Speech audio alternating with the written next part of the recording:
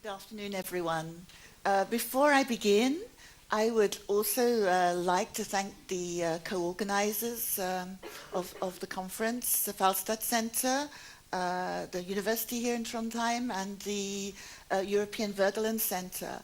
I want to thank them for inviting me, but more importantly, I want to say publicly that they have been very, very important to me. Individuals from these institutions have been very, very important to me in helping me integrate into the professional working environment here in Norway. So they are very special to me. So thank you all. My title, which I was given and which I will stick more or less to, but I will interpret in my best way possible, is Education in Post-Conflict Settings, Learning from the Past for a Better Future. And I actually want to begin because we have been commemorating an important historical event and an important event in the struggle for greater justice in the world. To focus on the Martin Luther King's speech. It was last week we were celebrating the 50th anniversary. I Have a Dream. And in the UK, the BBC radio made a special recital of the speech using some notable figures from around the world to record it. And I just want to play you those voices speaking because I think hearing Dr. King's words in the voices of people from around the globe reminds us about our shared heritage. It reminds us about our shared struggle, and I hope that it actually not only renews those words for us today, but it actually in some ways extends them.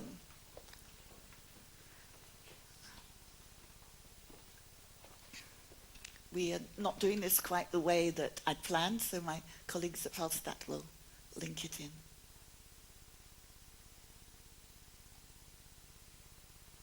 That's where it's supposed to be. Yeah. Thank you.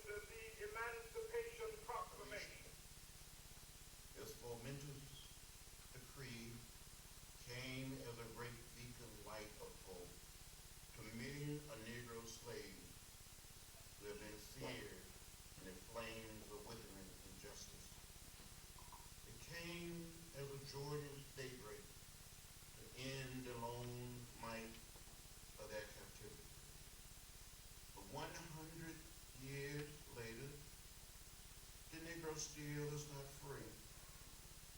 100 years later, the life of the Negro is still sadly crippled by the manacles of segregation and the chains of discrimination.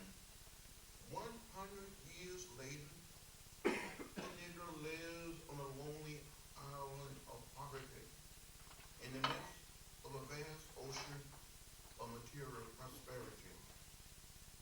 100 years later, the Negro is still languished in the corners of American society and finds himself in exile in his own land. So we have come here today. So we have come here today to dramatize a shameful condition. In a sense, we have come to our nation's capital to cash a check. When the architects of our republic wrote the magnificent words of the Constitution and the Declaration of Independence, they were signing a promissory note to which every American was to fall heir. This note was a promise that all men, yes, black men as well as white men, would be guaranteed the unalienable rights of life, liberty, and the pursuit of happiness. It's obvious today that America has defaulted on this promissory note insofar as her citizens of color are concerned.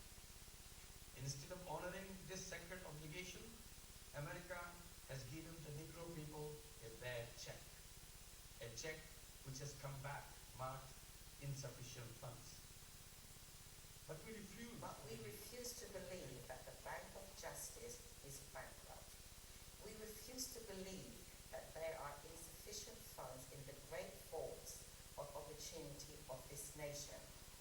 So we have come to cash this check, a check that will give us upon demand the richness of freedom and the security of justice.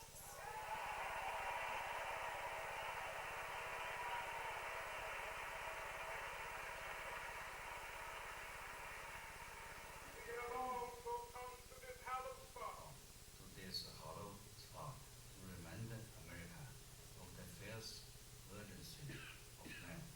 This is no time to engage in the luxury of cooling off or to take the tranquilizing drug of gradualism. Now is the time to take real the promises of democracy. Now is the time to rise from the dark and desolate valley of segregation to the sunlit path of racial justice.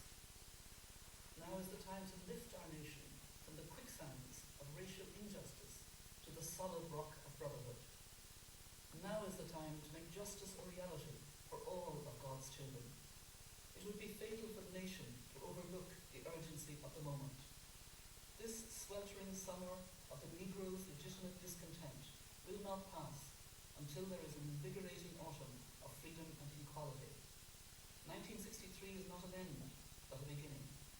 Those who hope that the Negro be permitted to blow off steam. Okay, thank you. So the last words, 1963 is not an end, but a beginning. Martin Luther King's words. And I think we're marking both a historic and historical moment here. And this is where I want to go forward from this afternoon. So the March on Washington, 28th of August, 1963, making links on the 50th anniversary. First of all, it was a march for jobs and freedom. And in that sense, it was a human rights march. So it wasn't just about civil and political rights, but also about social and economic rights.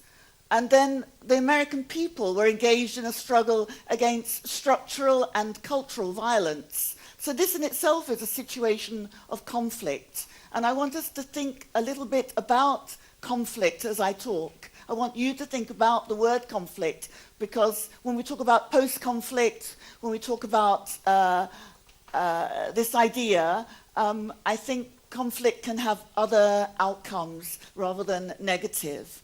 And today, Dr. King's dream, I think, is still inspirational in a range of struggles for justice. And we've heard some of them mentioned earlier today, including a women's struggle for rights across the globe.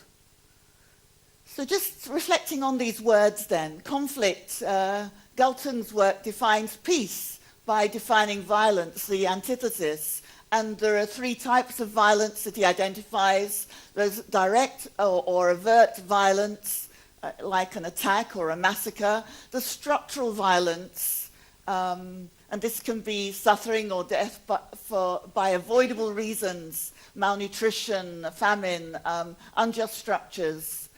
Since, as Amartya Sen has pointed out, famine is rarely, if ever, an act of God. It's something created by human beings. Then we've got cultural violence, and I think that was something which we heard the last keynote discuss, an outcome of the cultural assumptions that blind us to direct or structural violence. So we can be blinded to the direct and structural violence in our own societies, and this can be, for example, indifference towards the homeless, or considering the expulsion of a particular group from our society as a good thing.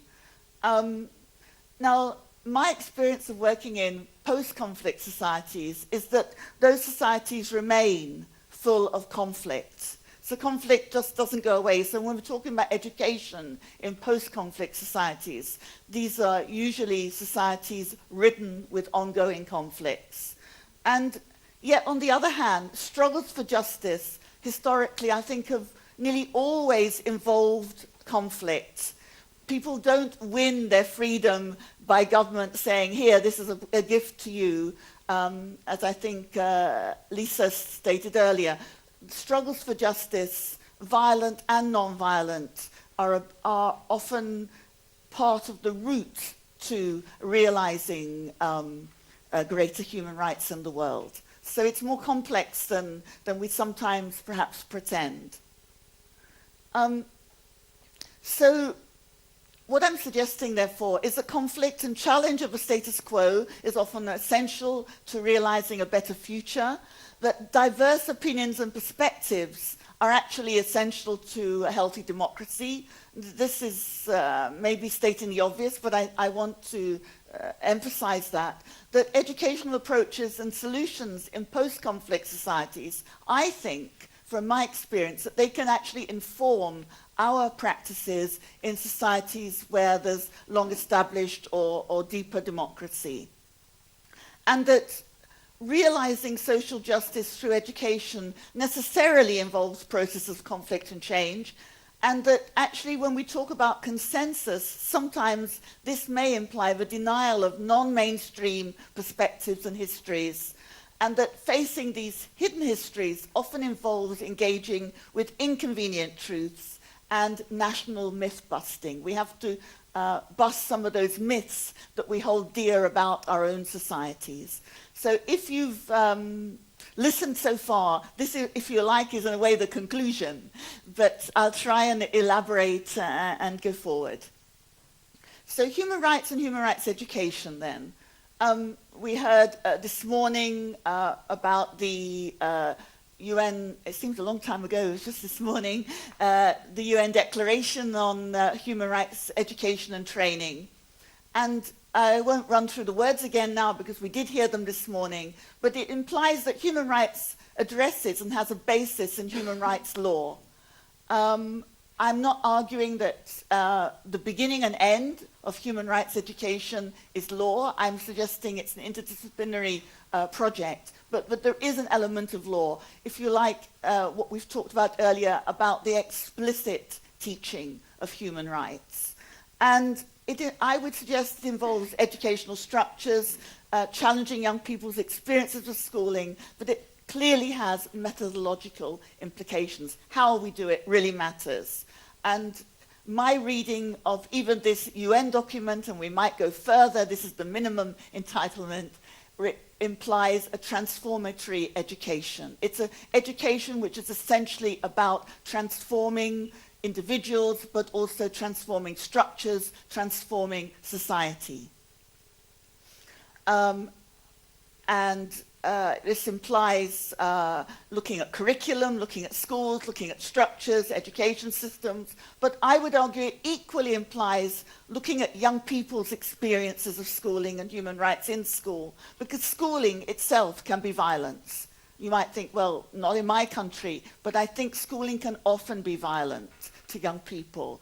It can be a place of discrimination, exclusion, and human rights blindness by us as teachers. So we need to think about young people's experiences of living together, as our conference has demanded that we focus.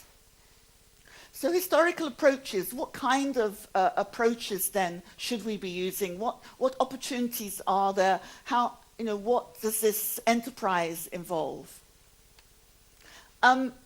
Facing the difficult and traumatic past, that's one thing we've heard a lot about. But I think it also involves facing the difficult and traumatic present of many students.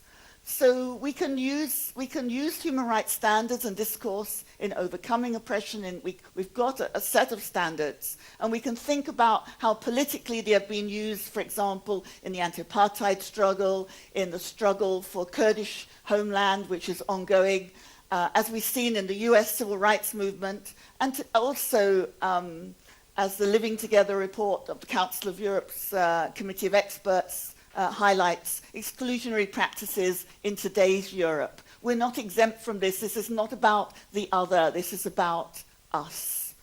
And Malcolm X argued that the term human rights should replace civil rights. Since then, anybody, anywhere on this earth can become your ally. So it's about solidarity. And he went on to say, we can never get civil rights in America until our human rights are first restored.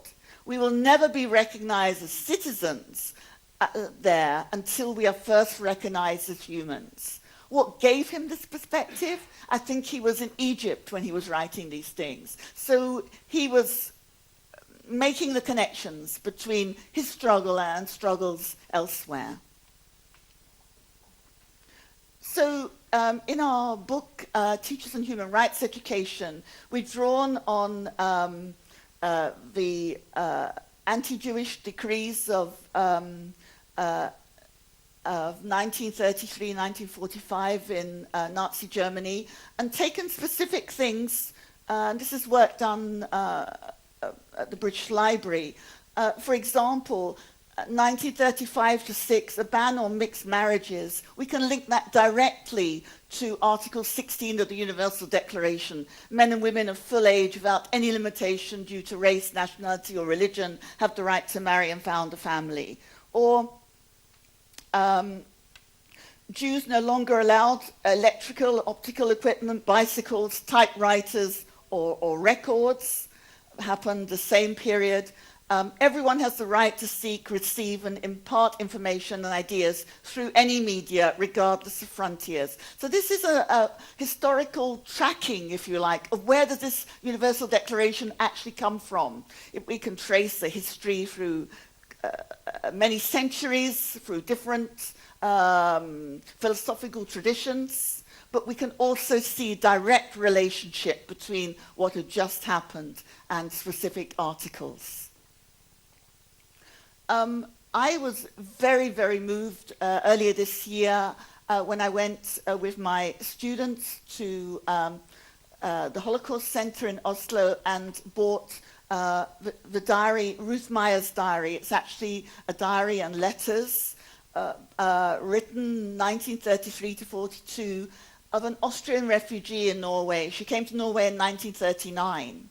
But it's a beautiful text. She writes beautifully. She's very engaging. She's very accessible.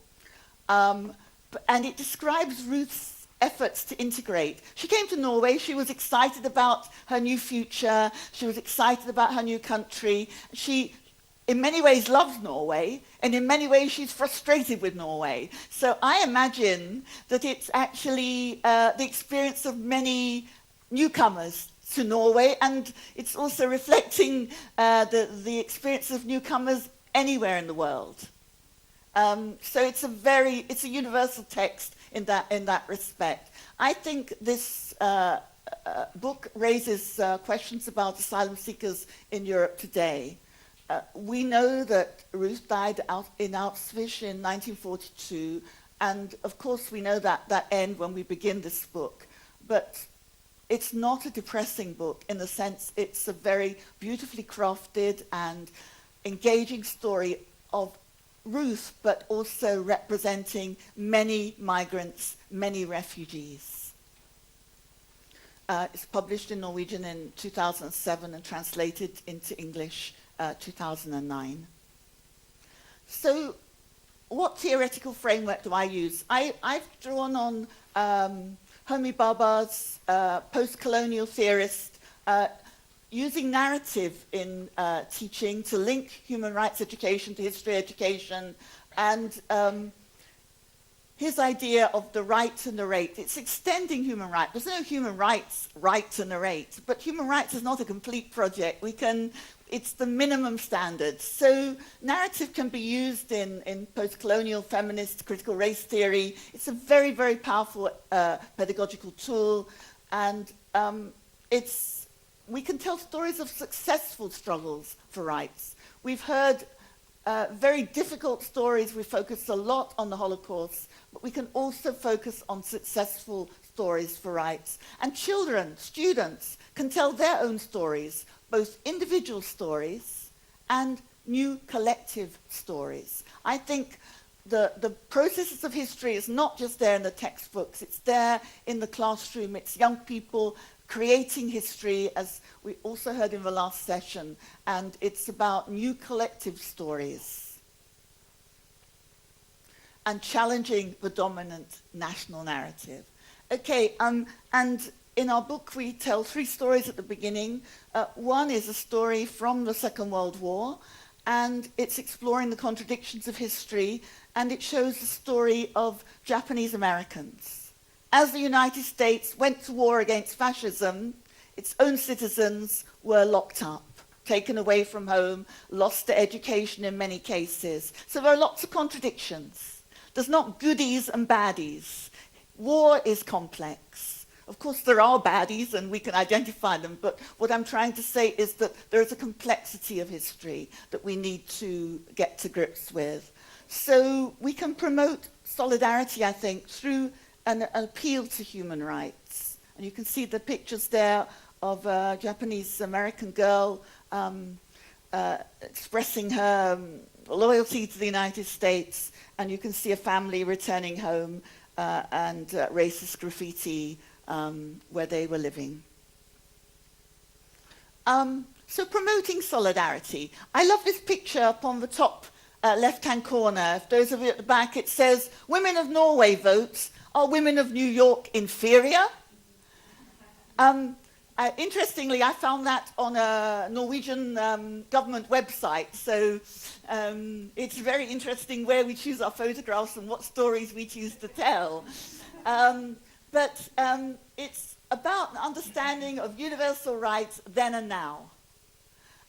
So women's struggles for human rights in New York in the early 20th century, and then beneath that I have a picture of women's struggle for human rights in Nepal in the early 21st century. And I think those of you who are museum educators, you have a lot of freedom and a lot of creativity that many teachers lack in order to tell these alternative stories and to make these links. So how then do we think about post-conflict societies and established democracies? Can I have a time check? To look very briefly at Iraqi Kurdistan, I've been working there with colleagues from Buskerud University College in Norway, and we have a long-standing partnership with the Huk University in Kurdistan. And in their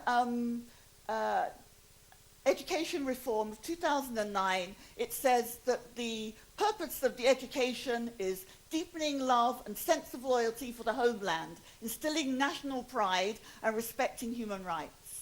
Now, I don't think these are necessarily intention, but they are necessarily unachievable both, but they are intention sometimes. Kurdish identity, emphasizing that there are many people in society who are not Kurds, who've come from different parts. So there's a challenge there in doing both these things, respecting human rights and national pride. There's two new subjects, human rights education and citizenship education. There's a very strong nationalist rhetoric, and some teachers have a paradise narrative, what we've called a paradise narrative. They say, we Kurds have always lived as brothers. It's effective denial of a civil war. And teacher discourse often reflects this wider political discourse. And we might like to think about how that also might happen in other societies, including our own. And yet there is a cosmopolitan rhetoric, Kurdish struggle as a human rights struggle.